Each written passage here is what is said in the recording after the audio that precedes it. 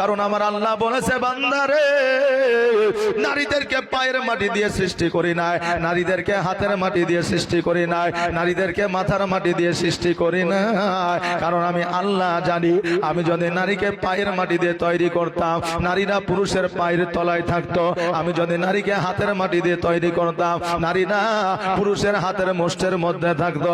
আমি যদি নারীকে পুরুষের মাথার মাটি দিয়ে তৈরি করতাম, নারীরা পুরুষের মাথার উপরে উঠে নাচতো।